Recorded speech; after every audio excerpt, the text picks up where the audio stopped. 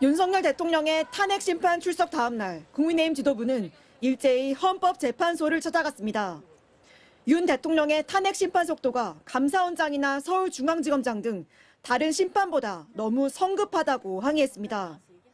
문영배 헌재소장 대행이 더불어민주당 이재명 대표의 모친 빈소를 찾을 정도로 두 사람이 절친이라고도 거듭 주장했습니다.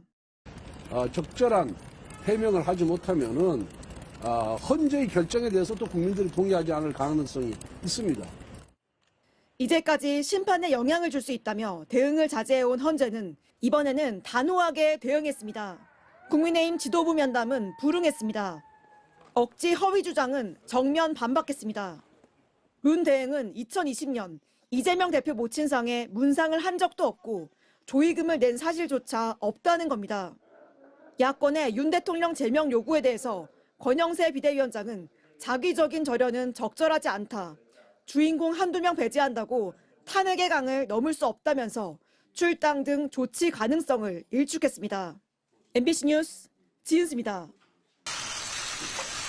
네, 환영합니다.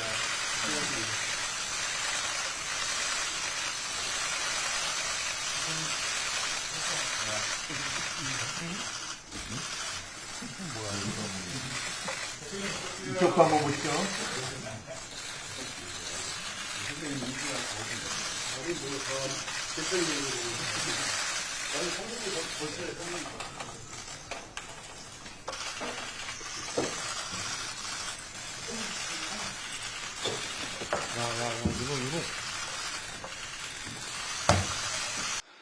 오늘 국민의힘 권성동 당대표 권한대행 겸 원내대표께서 더불어민주당을 방문해 주셨습니다. 인사 말씀 하시도록 하겠습니다. 손님 먼저. 모든 게 더 선배님 먼저 하십시오. 먼저 우리 국민의힘 원내대표단 일행을 환영해 주신 우리 이재명 대표님께 감사의 말씀을 드립니다. 요즘 나라가 어렵습니다. 비상계엄 선포로 인해서 국민들께서 큰 혼란과 충격을 겪으셨습니다. 늘 그랬듯이 우리 정치권 입법부가 국민들로부터 신뢰가 가장 낮다라고 생각을 합니다. 이렇게 어려운 때일수록 행정부는 행정부 나름대로 본연의 행정 업무에 집중을 해야 될 것이고, 또 사법부는 흔들림 없이 신속하고 공정한 그런 결정을 내릴 것으로 예상이 되고 있습니다. 다만 우리 입법부만 좀 서로의 그런 지나친 경쟁을 좀 자제하고 차분하게 민생과 안보를 위해 머리를 맞댄다면은 이 혼란 전국을 잘 수습할 수 있을 것이다, 이렇게 생각을 합니다. 최근에 우리 이재명 대표님 말씀 중에서 우리 안보를 책임지고 있는, 국방을 책임지고 있는 국방부 장관에 대한 임명 필요성을 언급해 주신 점에 대해서 저도 환영하고 정말 잘한 결정이다, 이렇게 생각을 하고 있습니다. 저는 이런 작금의 사태, 우리 헌정사에 3번에 걸친 이 탄핵 정국이 이번까지 3번에 걸친 탄핵 정국이 있는데, 저는 우리 헌법이 채택하고 있는 이 통치구조, 이 소위 말하면은 대통령 중심제 이 국가가 과연 우리의 그런 현실하고 잘 맞는지, 이 부분에 대해서 좀 더 우리가 이 시점에서는 검토할 필요가 있다, 이렇게 생각을 하고 있습니다.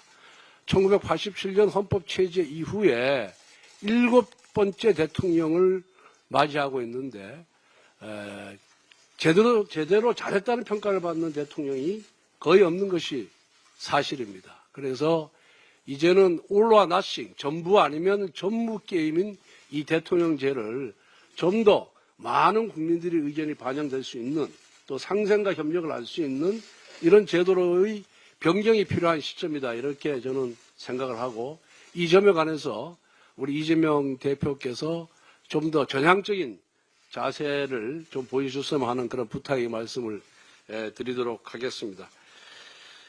그리고 저는 지금 보니까 최재감사원장, 박성재 법무부 장관 등 총 14건의 탄핵소추안이 지금 헌재 계류 중에 있습니다. 거기다가 대통령에 대한 탄핵소추안까지 이제 가서 이 헌재가 언제 23건의 탄핵소추안을 다 처리할 수 있을지 저는 의문입니다. 그래서 이런 작금의 국정상황을 수습하기 위해서라도 이전에 남발했던 탄핵소추, 정치 공세적인 성격이 좀 강한 탄핵소추는 좀 우리 국회 차원에서 철회를 해서 헌재의 부담 좀 또 덜어주고 또 그 많은 분들이 탄핵소추를 해서 국정이 마비 상태니까 그것도 좀 풀어주시기를 부탁의 말씀을 드리도록 그렇게 하겠습니다.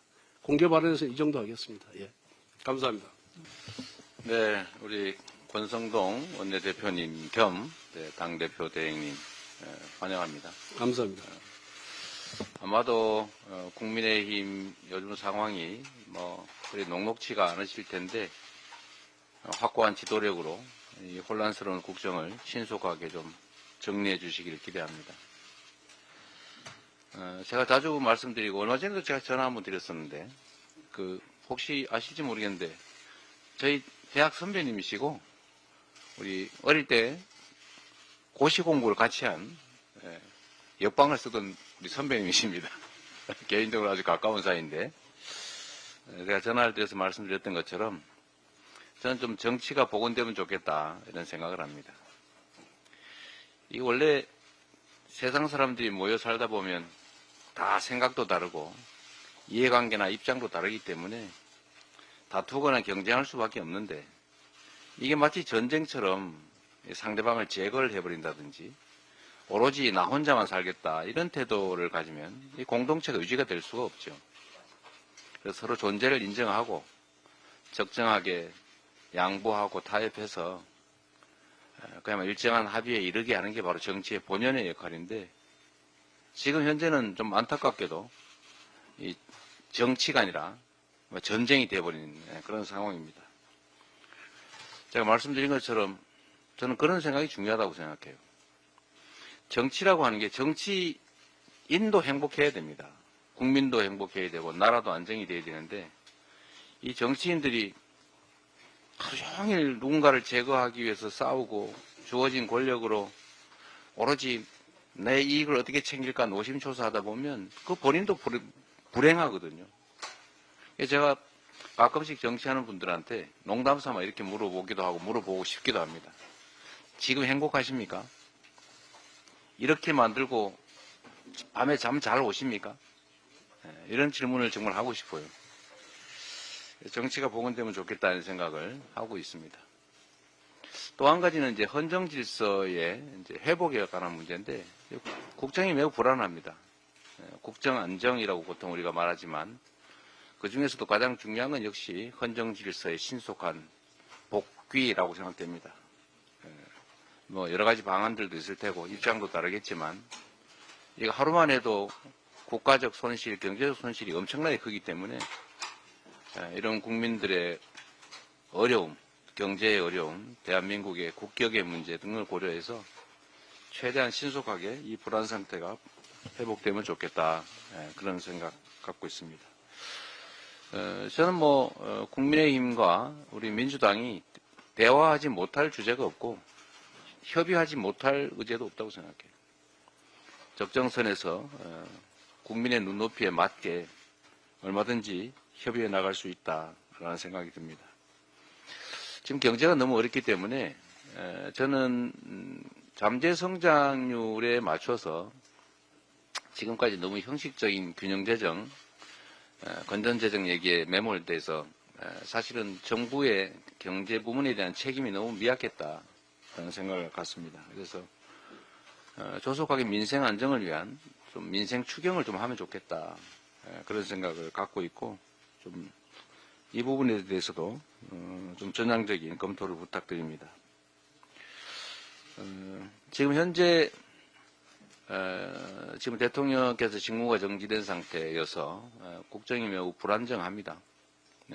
대행 체제가 완벽할 수가 없기 때문에 이럴 때일수록 국회 1당, 2당 모든 정치 세력들이 힘을 합쳐서 국정이 좀 안정될 수 있도록 또 위기를 겪지 않도록 좀 실제 협의를 하는 게 좀 필요하겠다고 생각하고, 우리 권성동 대표께서 제가 제안드렸던 국정안정협의체에 대해서 약간 비관적인 생각을 갖고 계신 것 같아서요.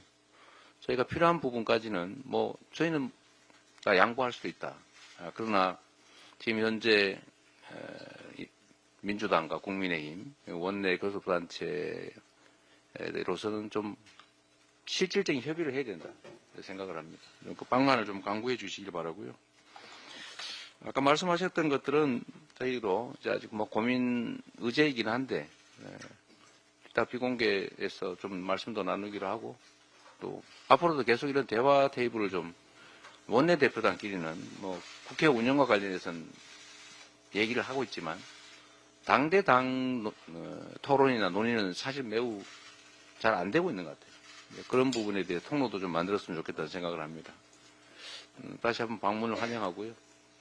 좋은 결론으로 우리 국민들이 좀 나라 걱정, 정치 걱정을 덜 했으면 좋겠습니다. 근데 희망적인 것은 원래 국회가 가장 신뢰도가 낮은 기관으로 평가가 됐는데 최근에 국회가 밥값을 하네. 국회에 대한 역할에 대한 기대들도 상당히 좋아진 것 같습니다. 물론 약간 다른 평가를 할 수도 있긴 한데 어쨌든 국민에게 인정받는 국회로 또 당으로 거듭나게 되는 좋은 계기가 되기를 바랍니다. 환영합니다. 예, 감사합니다. 자, 이제 군사의 통화는 비공개합니다. 통화했다는 사실까지는 하고. 예. 자, 이제 생략하기로. 이 정도로 하고 이제 회의를 비공개로 전환하도록 하겠습니다. 언론인 여러분들 협조해 주시기 바랍니다.